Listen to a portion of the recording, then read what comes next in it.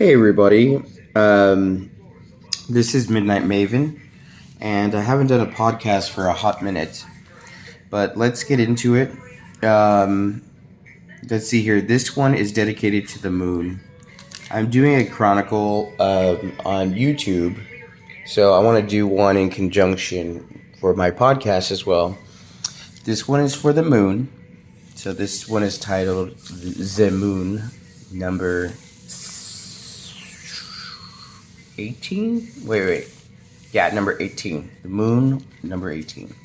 Because I've already done 15, which was the devil, which it's a video on YouTube to where I am drunk reading tarot cards. And then the next one is 16, which is the tower.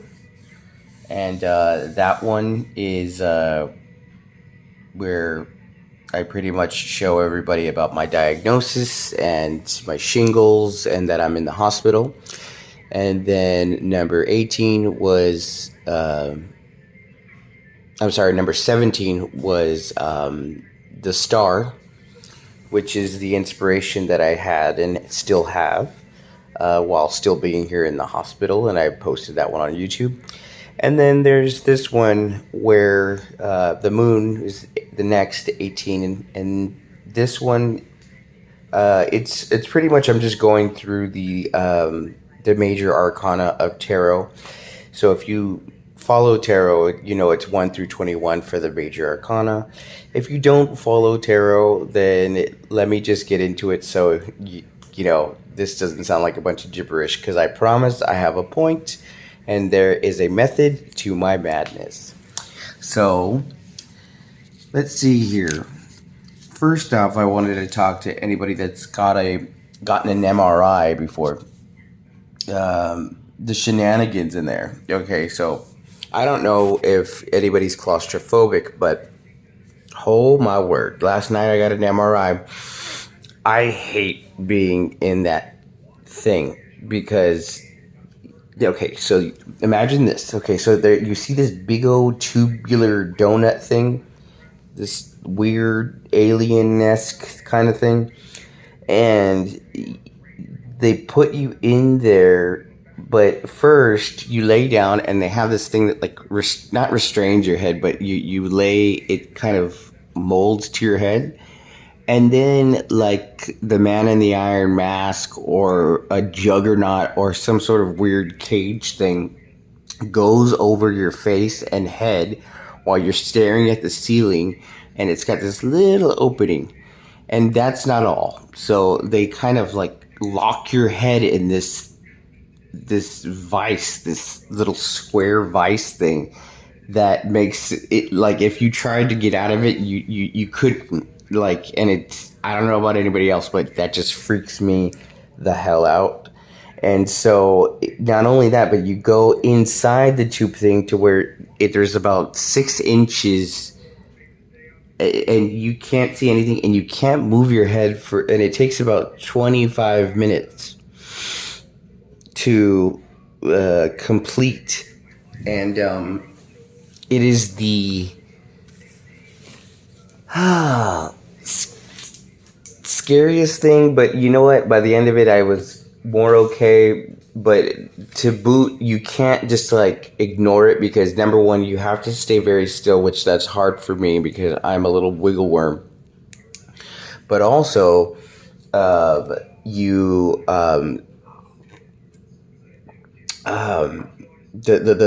noise, inside of it is like like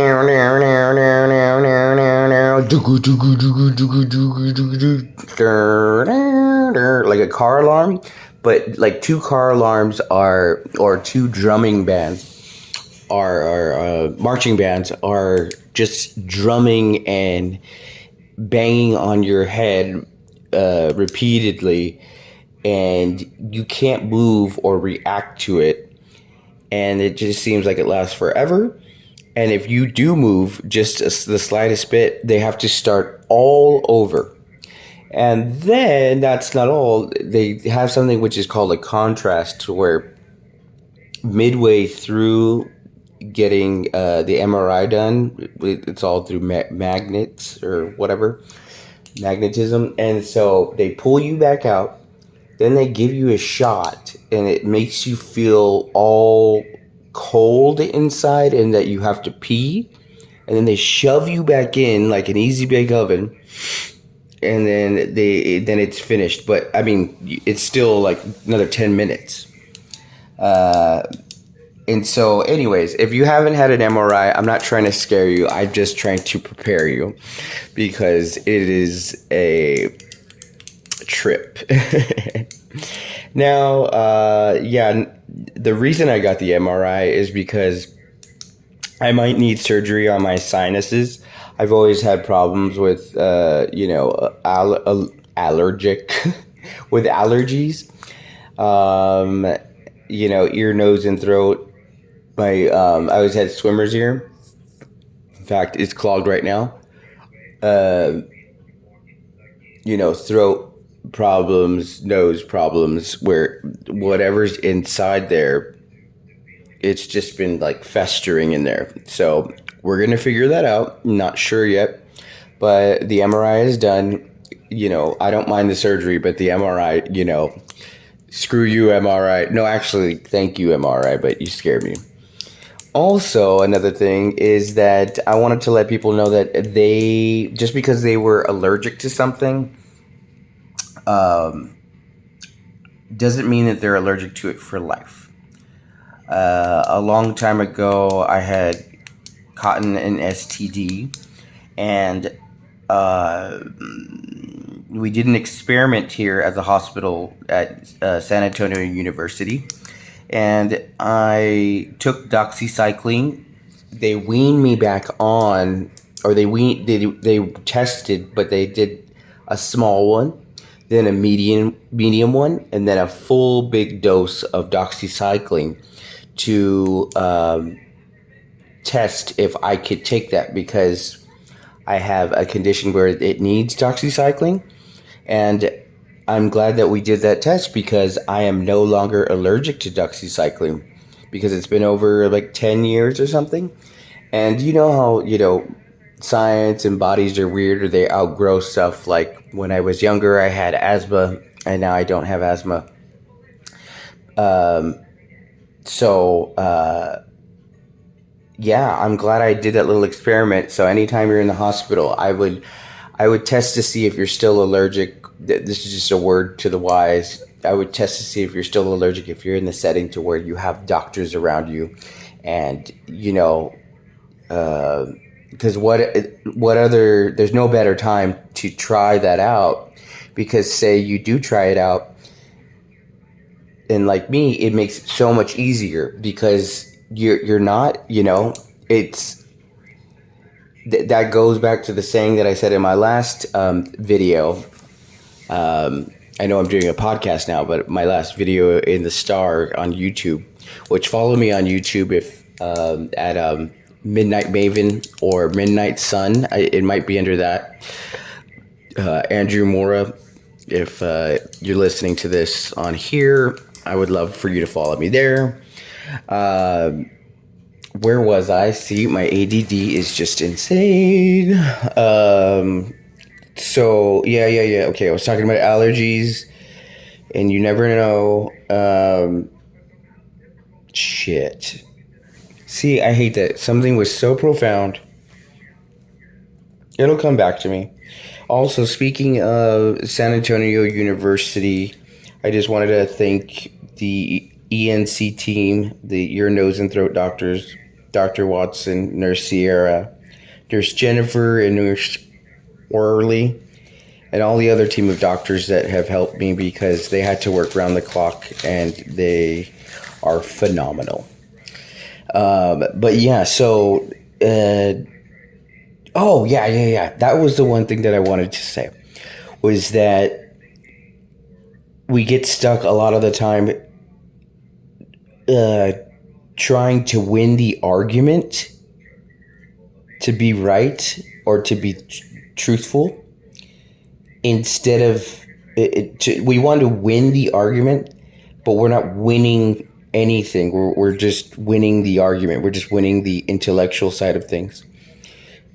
That's why I'm glad I labeled this one the moon, because we need to follow our guts more, our intuition. And our intuition is more of a silent knowing rather than a pining for or wanting to search for the answer. You know what I mean? Like it's more skeptical. It's more analysis paralysis, if you will. Kind of beating a dead horse, over intellectualizing. See, right now, this is a renaissance of information to where I'm coming to you no longer in a superficial, with superficiality or superficialness of doing it so I look good. I'm doing this because I'm trying to reach somebody, and seeing as my audience is usually men from 25 to 35, or women. There's whoever you are. Invite everybody, everybody and anybody that wants to collaborate, co-create, or get advice or just be entertained. That's my whole. I'm an entertainer and a healer, and a seer, and so I want everybody to get something from what I have to offer, and I would love to get whatever anybody else has to offer. So the whole thing is just, let's God, I'm so fucking bad at quotes. I've written stuff down, but I am not smooth when it comes to quotes. That's the one thing I need to work on. But it's just, stop trying to win the argument and actually win. Stop trying to win the argument and actually win. Because winners don't, okay, for instance, Beyonce. She will not sit there and argue with somebody. Like that time with Solange in the elevator, or if an interviewer is being rude, she'll just walk off, or she'll evade trying to talk shit about somebody else, or if they're coming at her sideways, she'll just kind of, she pulls back instead of leaning into arguments or trying to win the argument with some imbecile because they're trying to bait her in it. She wisely will either not respond or respond in a higher. She puts herself higher. She has an air about her that is, her work speaks for itself, basically. Your work, your worth, your purpose, your light speaks for itself. So you should never have to argue or convince somebody of that. They will already know that. And we know that the people that are the loudest and are the most, like Trump or something, are the ones that are the most insecure and that are feeling like they have to work every day just to keep whatever pseudo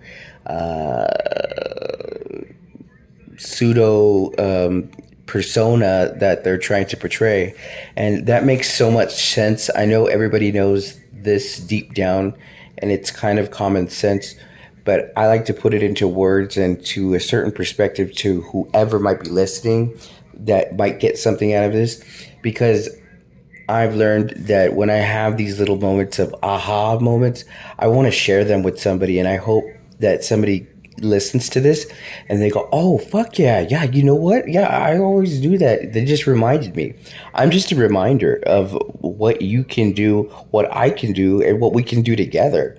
And the fact that we don't have to do it, but we get to do it.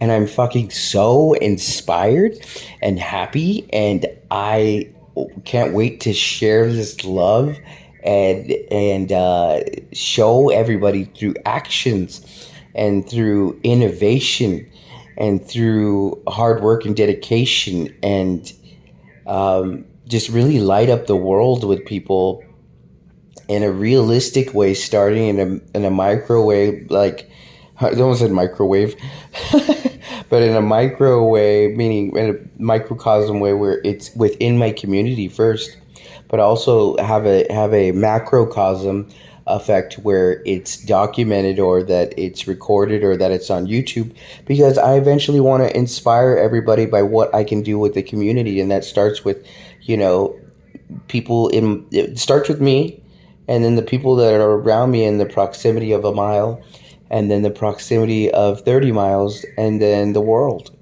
And we can make such an effect because the words that we say and the things that we do, people will lead by example, and we just have to be our best selves and be a beacon of excellence to whoever we're around.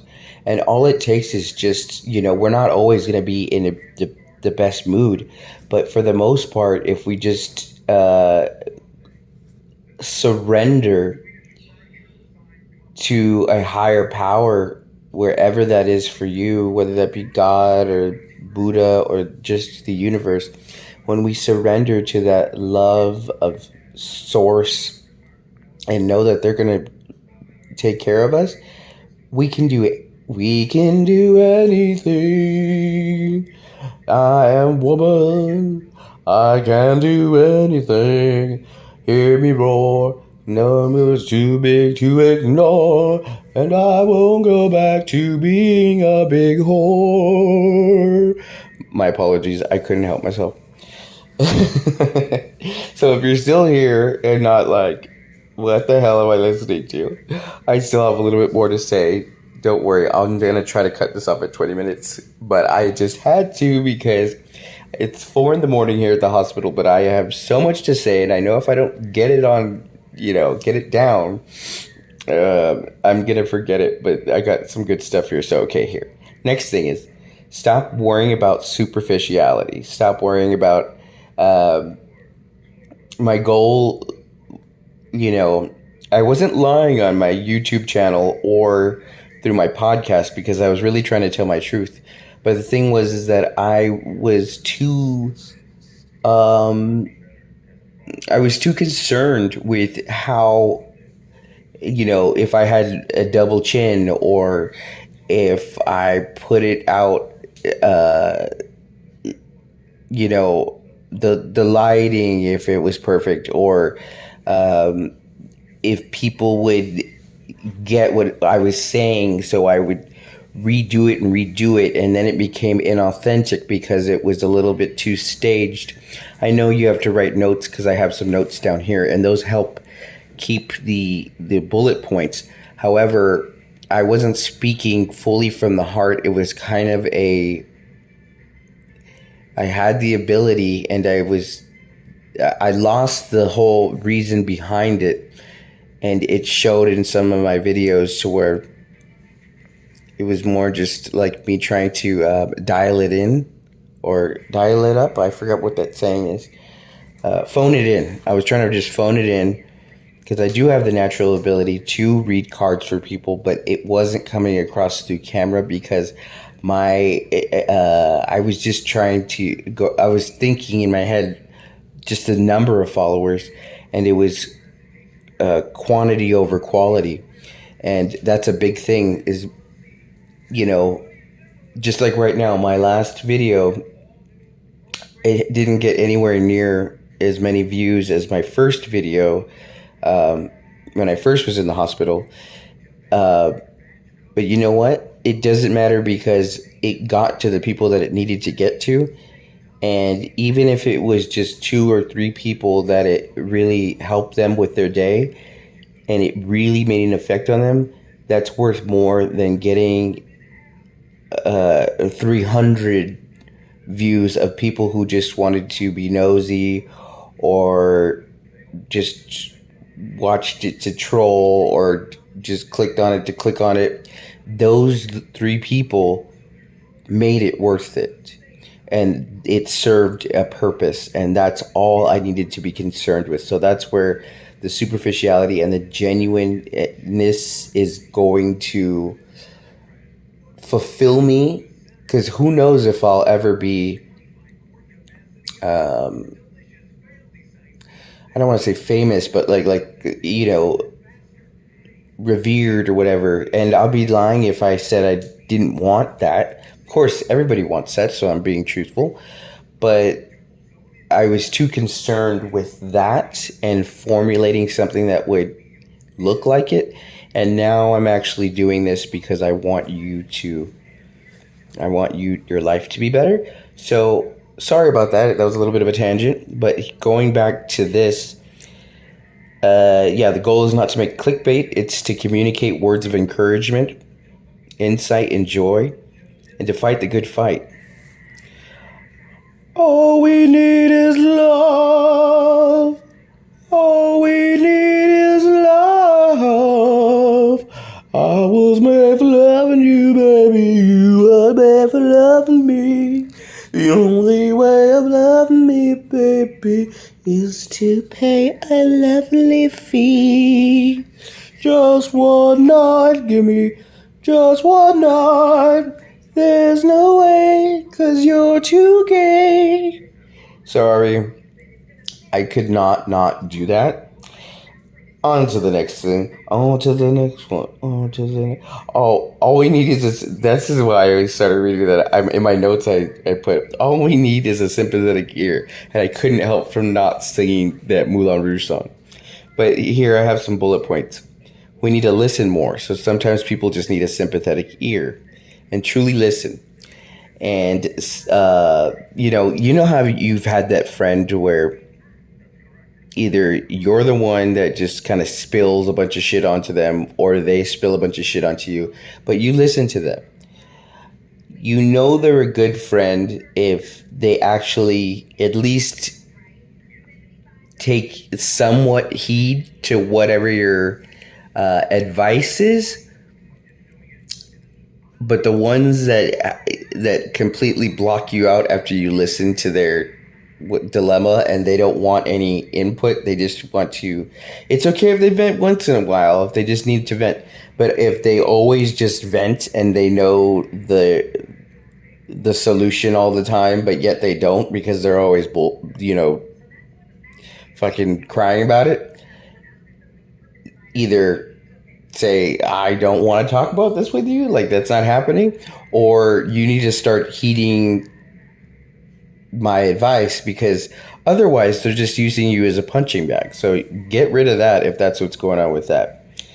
And an affirmation of faith restored through your words should resonate with them, even if they are a cynic. But sometimes they can't be tamed. No, sometimes they're just too far gone. I had one of the nurses here say to me, they go, "You still got it. You still got your brain. You're still here with us, and you have a light and a fire that is nowhere near burnt out. It's ready to become a wildfire." And then I have here touch. So we have listen, word, touch, a hug, or even a handhold, or somebody just putting their hand over yours, or laying on top of them, and not in that way. Just like a gingerbread man, like two gingerbread cutouts. If you lay on top of somebody, even if you're up, like they're facing down and you're facing up, that's my favorite thing. Or right on top of somebody, just like kind of like, two cutouts. You squish, and you do it with love, you can squish out their stress, the person that's on the bottom. And that's a technique that I really love. I mean, you give them a nice leg massage wherever the stress is, light some incense, have a sound bowl, put on some Sade or whatever kind of relaxing ocean rain thunder sounds, or some sort of ASMR. Take the time, smell the smells, breathe.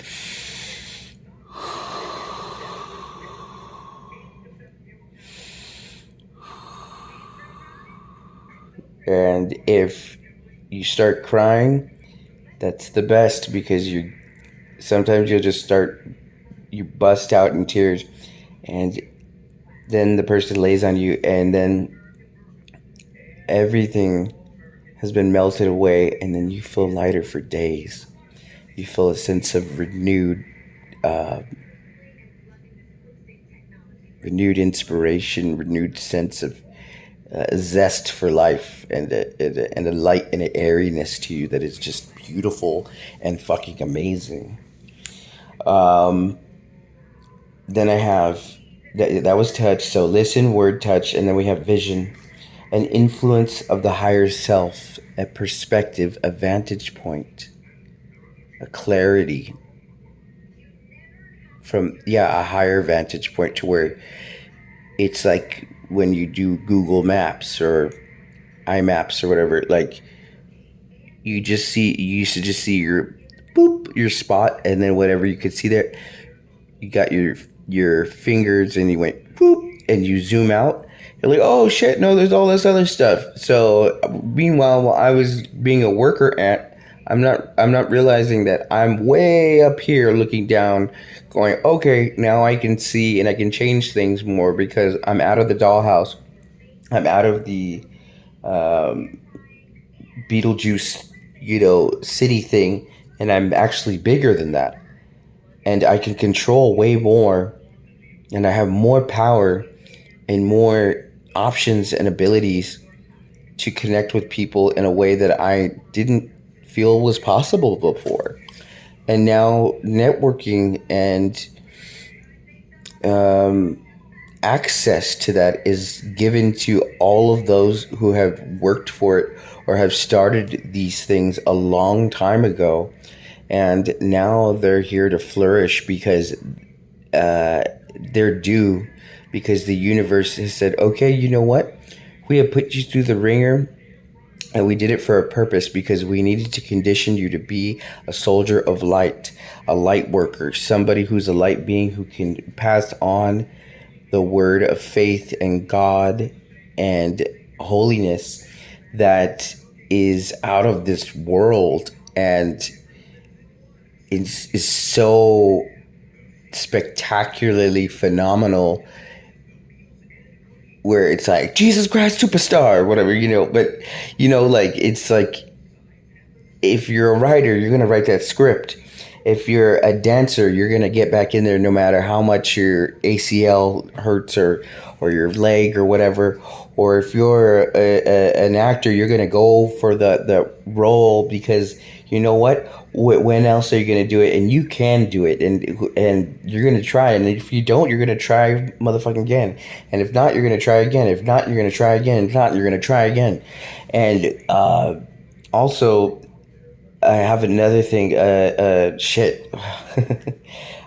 Comfort food, memories, pictures, favorite things, teddy bears, cake, flowers, those comforts when you need them. Not crutches, but comforts every once in a while will help you. But yeah, just feeling inspired. I'm feeling it all through my chest to my neck right now. It feels like I just injected spiritual. Oh God, I don't want to say that. No. I'm going to rephrase that. It feels like I took the best pill of ecstasy, but there's nothing. It's just the spirit. And another thing is, take people up on their offers to help you. My niece Ariel, she said, I know we're not close, but I'm here for you. So I'm going to take her up on that, meaning, let's go to lunch. Take me to church. Take me to church. I worship like the study and the study. Sorry, I can't help it. When there's stuff that reminds me of a song, I have to sing it. But not just saying, like, take her up on it, like, I still owe her $20, by the way, which I can't wait to pay her back. But I mean, take them up on their offers to do, not to do favors, but just to be around them and to help them for, with some of these bullet points that I aforementioned earlier. I don't know if that's the correct term of verbiage, but we're all learning together. But yeah, I'm going to take her up to see if she can be somebody that will listen, or she has kind words, a hug, a vision, and I'm going to take all those into consideration, and hopefully I can do the same for her. But first thing is, I'm going to listen. I'm going to listen to everything she has to say to me about what she thinks I should do, and also I'm gonna listen to her and really see what she needs, not to. And I'm using her as an example, but just for everybody to see what they really need, because what they're saying is sometimes not always what they need. Uh, sometimes sometimes they will need that hug or that word of affirmation. Depends on their love language as well. And there's the five love languages, but we'll get to that in another thing, because you know what, this has gone on long, but hopefully you are here for the message, and the message is worth it. Yeah, so by accepting their help, you become closer and are eager to return the favor, not out of debt because you owe them something, but out of love and enthusiasm. And also, it's critical to remember that we will never be done with all our challenges and obstacles and work and the things we need to do. So if we can change how we perceive life, people, work, trials and tribulations, and all the things, we will flourish with our renewed sense of vigor to reach our dreams. From the micro community, from your inside yourself to inside your household, to your neighborhood, to your city, to your state, to the world. Well, to U.S., then the world, whatever. To the universe! To the universe! Sam Jones. But from the micro to the macro. And anytime you have any downtime, just also, I'm going to leave this on the last tidbit. I'm almost done, I promise. Anytime there's downtime, never be bored, because bored people are boring people because they don't have inspiration. While you have the inspiration, catch it in a bottle like a firefly. You got to do it. That's why I'm recording this right now, because I just cannot stop talking. I don't know. These words are not pre-thought. They're just really, they are kind of pre-thought because I wrote some of them down, but everything is coming out because I have a message that I have to deliver, and it's almost like my mouth can't keep up with all the stuff that I need to say because it's been bottled up for years, and I need to speak, because that's my whole thing. I'm an influencer. I'm a guide. I am these words. These words are not mine. These are our words. These are God's words. These are